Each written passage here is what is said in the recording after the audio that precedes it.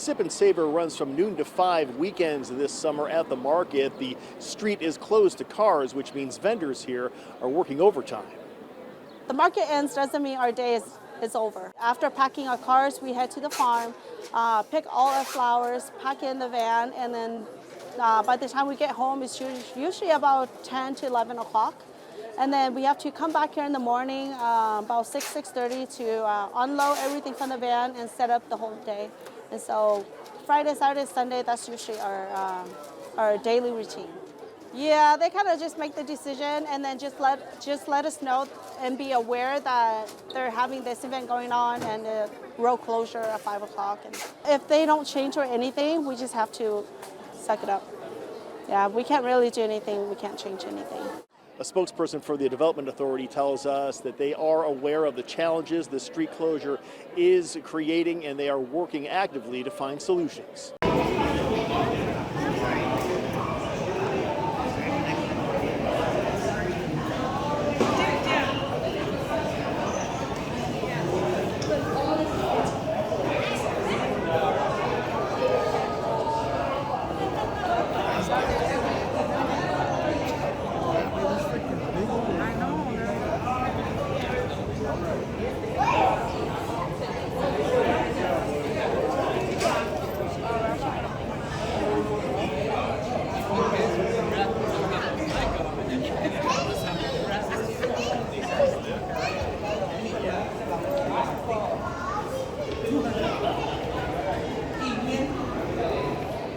Well, it may only be 15 days until the summer solstice, but not feeling like it today around western Washington. Cool temperatures in the lowlands and snow falling up in the mountains. You can see in this video from up at White Pass ski area, this is high camp up at 6,000 feet, definitely above the snow level as we got the snow coming down there, and maybe about an inch of snow sticking on things. Not going to last very long, but it is just kind of fun to see that in the month of June for sure. But down at the base, this is at 4,500 feet. You can see it's a mixture of rain and snow. So we're calling for a snow level of about 4,500 feet. Looks like that's pretty much on the nose. And places where it does fall, it's not going to stick for very long. In fact, check out the shot from Paradise earlier this morning. Nice dusting of snow, but you can see about an hour later after the snow stopped and it started to warm up a little bit, the snow disappeared really, really quickly. So it's not going to be anything sticking around, but kind of a novelty here in the month that summer is arriving. A massive world record attempt. Mexico City says it just organized the biggest wave in the world outside a stadium, just days before it hosts the first match of the World Cup. Thousands of people performed the sports ritual along one of the city's main avenues. After several practice runs, Mexican officials said the record was set Saturday morning. CNN has reached out to Guinness World Records to confirm. The event resembled a festival with performers, songs, and cheering fans. Those in attendance told CNN the wave has a special meaning to Mexico. Many insist the ritual was started here decades ago, although its exact origins are still disputed. One thing is certain, Mexico popularized it on a global scale when fans performed it here during the 1986 World Cup. 40 years later, the country has embraced it as a symbol of its culture. The Mexican wave represents the union between countries. So in this event, all the countries participate. It doesn't matter if you are Mexican, if you are Chinese, if you are Colombian. So this is a World Cup. So welcome to Mexico City. Aquí, México, la ola es armonía, amor, felicidad. Es fiesta, es una batucada, es una fiesta, México.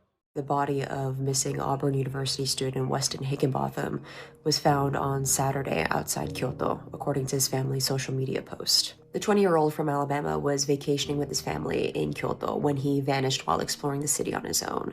He was last seen on May 29th in the city's Yamashina area on a path that led to a hiking trail in the nearby woods. I last spoke to the Higginbothams on June 5th, and they believed that maybe he got stranded in the woods, maybe needed some rescuing. They said that he loves hiking and would often go into the forest alone to explore. He doesn't even kill mosquitoes. No. He'll catch them in the house and let them out. Like, he's just this little, just amazing person that everybody loves. The Higginbothams confirmed Weston's death in a Facebook post, saying, "The grief we feel is impossible to put into words. We are forever grateful for the time we had with our sweet, precious Weston, but cannot begin to understand what life without him will be like." Weston's sudden disappearance prompted a days-long search across forested mountains, involving more than 100 police officers, canines, and helicopters. The Japanese citizens, I will always be forever grateful for them. No matter what happens, they are the most wonderful people I have ever met. The Higginbotham family thanked those who aided their search and showed their support, saying, "The outpouring of kindness and support has carried us through the darkest days of our lives. We now ask for privacy as we begin to navigate this unimaginable loss." Well, it has been a long week trying to get a couple extra projects done. Finishing up an Unsolved that will air on Sunday, a story we've been covering for 31 years now. And in the midst of that, the Chief of Naval Operations decided to make a trip here to the Northwest. And so I was able to score an interview with him at Subbase Bangor earlier this week to sit down with him, ask him all sorts of questions about the importance of our fleet here, why he's working so hard to try to get around all the bases, to talk with so many of the sailors, make the improvements to make them happier, try to keep them in the Navy longer. And also talked about geopolitics a little bit and the importance of the Arctic, and we had a really good conversation. You can find some of that conversation and the story I did as well earlier in the week on king5.com. An officer-involved shooting in Puyallup, in which a Puyallup officer shot a suspect while that officer was waiting for backup during what's being described as a domestic violence incident. It was around 7:30 at night, Friday, June 5th, when the Puyallup Police Department arrived on scene when a woman called saying her brother was trying to kill her. As the initial responding officer was waiting for backup, which is standard in a domestic violence type of call, the suspect, according to police, charged at the officer with some sort of metal object, and the officer got out of his vehicle, commanded the suspect to stop multiple times, and when he ignored those commands, the officer fired his weapon. The suspect, described as a man in his 30s, was hit multiple times. First aid was provided at the scene, but he was taken to the hospital and is in critical condition. At least that's the initial report. In fact, all of that information is preliminary and is according to the agencies that are investigating the shooting. For what it's worth, I talked to a neighbor who's kind of right around the corner from the primary crime scene. He told me that he heard 3 gunshots.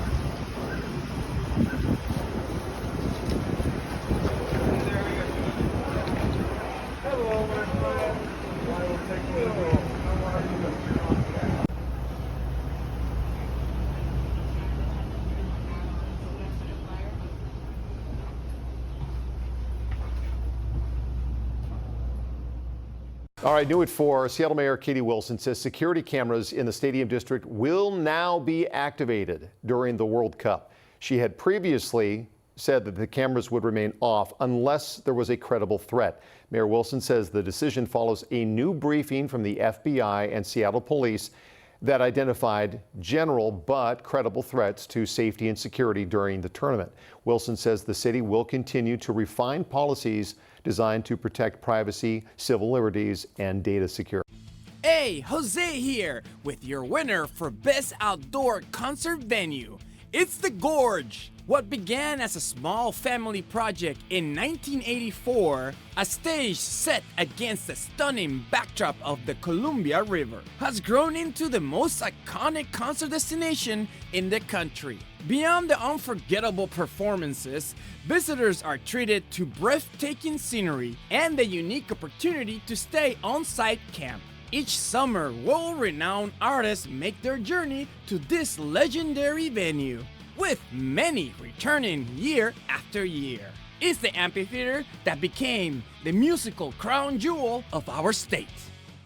Seattle's Space Needle has transformed into a giant soccer ball. It's part of the city's countdown to the 2026 FIFA World Cup. Crews with Seattle-based Long Painting Company brought this to life from 605 feet above Seattle Center while visitors were enjoying the view. The roof was redesigned as part of Seattle's World Cup celebration. It's meant to welcome fans from around the world as the city prepares to host 6 matches this month. And this is just one of the big changes we'll see in the city leading up to the tournament. Check this out. The new Redondo Pier is open. It's all finished, and now there's a grand opening planned for Saturday, June 13th. Here's what you need to know. It's going to start at 11 a.m. right there at Redondo Pier with a community celebration, a ribbon cutting, and you can't get over these beautiful views even on a gray or rainy day. I was out there with my family earlier in the week, and we saw a lot of harbor porpoises and even some harbor seals swimming by. Get a first look at the new pier if you haven't already been out here. You're invited to bring family and friends and just enjoy the fact that it's finally back open. This is all after years of planning and construction and a lot of community input. The City of Des Moines is welcoming everybody to come out Saturday, June 13th at 11 a.m. again for the grand opening of the new Redondo Pier.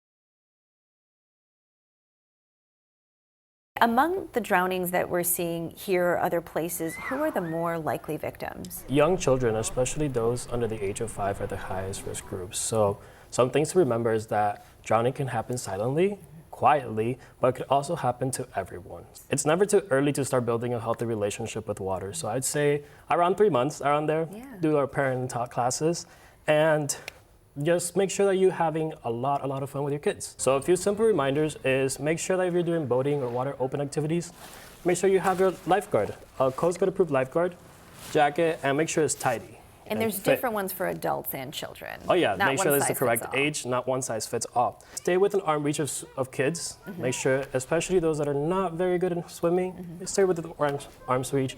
And also water watcher.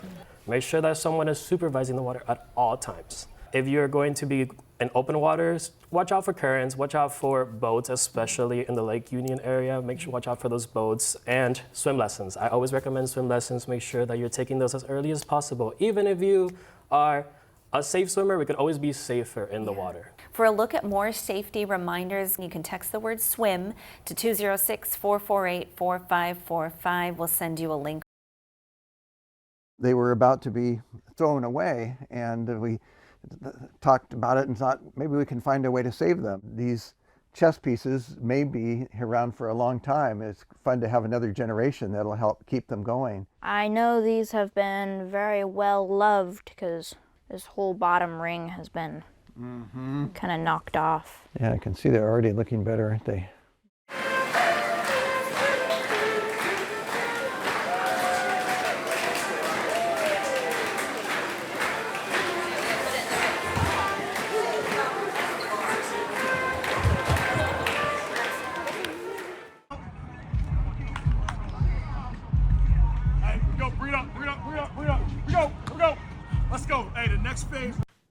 More trouble for Mochi Health, the telehealth that sells copycat versions of brand name GLP-1 diet drugs.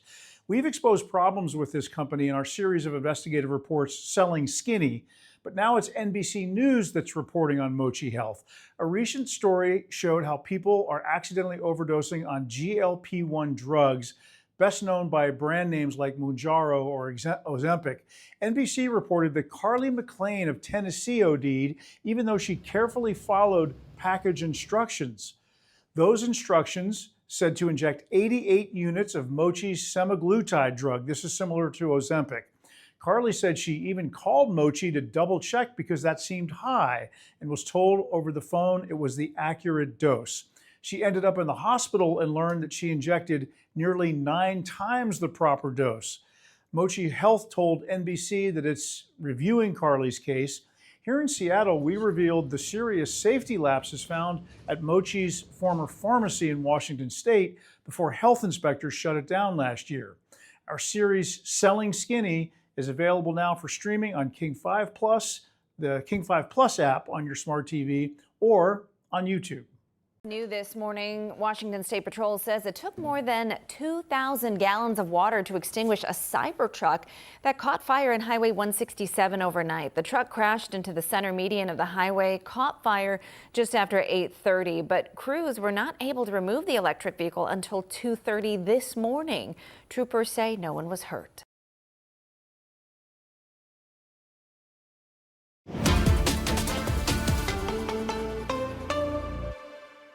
Check this out. What does this look like on the side of the road? Does it look like snow? I totally agree. Well, it's not. It's hail. This was taken from a King 5 viewer on Saturday afternoon on 522 driving through Maltby in Washington. I actually coincidentally drove through this exact cell right around the same time, so I can tell you exactly what it was like, and let me say it was wild. The rain started coming down very heavy first, and then came the hail. It was actually pretty small in size. I would say smaller than a pea, but so much of it came down that it did pile up on the side of the road, exactly what you're seeing right here. And it looked like snow. You can see just how much hail there was. I went back and checked our data. This did not actually produce any lightning with this cell, but it obviously produced that heavy downpour and that hail, which can still happen as we see these storms that are rolling through. It's all newborn bliss at the Woodland Park Zoo. We are getting our first close-up look at the zoo's newest gorilla babies, including one that was just born last week via C-section. Here is a look at the newest members of the family. These are pictures of Jamani, who is now caring for her baby boy, and the baby of another gorilla named Olympia. Jamani gave birth on May 18th, and Olympia's baby was born by emergency C-section last Sunday. A surgical team from Swedish Medical Center performed that surgery. She is still recovering from her C-section, so Jamani has been nursing both babies. An update on the Juniper Blessing murder case. The man accused of stabbing the 19-year-old University of Washington student more than 40 times will undergo a mental health competency evaluation. On Thursday, June 4th, Christopher Leahy skipped his arraignment, but his defense team was there, and they told the judge they had questions about his mental fitness. So the judge did order Leahy to go to Western State Hospital, where he will be under observation for 15 days. The next court hearing in this matter is going to be June 25th. Blessing, who is 19 years old, was stabbed in the laundry room at Nordheim Court, which is an off-campus student housing complex. It happened on May 10th. Just a heartbreaking story that the whole community here is following. We were at the home of that father just in the last couple of hours. Aberdeen police were still on scene, detectives were on scene, going in and out of the property and speaking to the suspect's mother, who was still at the property. I want to show you video shot from earlier this morning. You can see the police activity. Investigators found the remains of the 4-year-old, Aiden, buried on the property. That's where the suspect lived last month. Today, Aiden's father is being held in jail after being booked on allegations of second-degree murder, first-degree manslaughter, unlawful disposal of remains, and making a false or misleading statement to a public servant. This arrest stems from the death of 40-year-old Aiden Bevins. Aberdeen police say detectives started an investigation after they got conflicting information about the boy's whereabouts. Investigators say Aiden's father initially claimed that his son, the child, was staying with a relative out of state. Detectives later learned that was not true. This morning, about 6:55, the 36-year-old father was taken into custody. I mean, a child's life was taken. The family, the mother and grandma and auntie and all them were just, totally upset. And he's wandering around like nothing's going on, just another day, another summer day. And it's just like, this is wrong. Since Aiden's death, his mother and grandmother have publicly mourned the 4-year-old, advocating for justice, saying they believed something was wrong long before his remains were discovered. Aiden spent about half of his life in the foster care system. Those former foster parents reached out to King 5. They expressed their concerns with returning the son to the biological father. And finally, in our final drive, we found some pictures from Paul's wife. Paul loves the root beer floats, but more importantly, he loves the creamsicle floats. Paul was also seen on his recent trip to Paris, sitting down enjoying a Coca-Cola ice cream float. And, you know, when it's all gone, Paul, you know, people ask, where does Paul get all the ice cream from? Well, there I'm in. I'm always there for you, buddy. There's Paul's ice cream.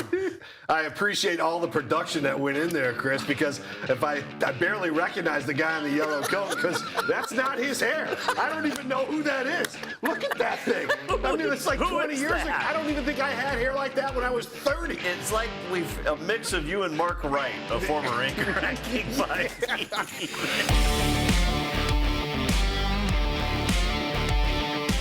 One person is dead after a house fire in Lake Stevens. Snohomish Regional Fire and Rescue says it started just before 7:30 tonight on 109th Avenue. After the crews got that fire under control, they found one victim inside. No word yet on who they are or what caused that fire. The Tacoma Narrows Bridge is back open after two people climbed its suspension cables last night, forcing a closure.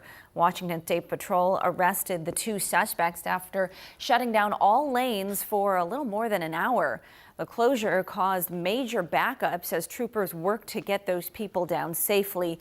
They could now face criminal trespassing charges. We now have confirmation that the federal government is investigating Alexandra Lozano. Today we spoke to an attorney who is representing clients who have been allegedly victimized by Ms. Lozano, and she is looking for these clients to testify against Ms. Lozano in federal court. This lawyer tells me that Ms. Lozano could be facing charges including RICO and fraud. RICO is usually used by prosecutors when they believe that it was more than just one individual who was involved in a fraud scheme. Fraud charges stem from the amount of money that she charged her clients. If she has her signature on more than 50,000 active cases and she was charging around $10,000 to $15,000 per case, that means that the scale of this fraud could be up to $1 billion. If you believe that your case is strong enough to be used against Ms. Lozano in court, then you should get in touch with attorney Susan Pye. Her contact information is right here. Also, a lot of you have been asking why I was looking into her assets, including her pink jet. That's important because if Ms. Lozano does get indicted on RICO charges, then her assets could be seized by the federal government, and that includes her multi-million-dollar condos and the jet.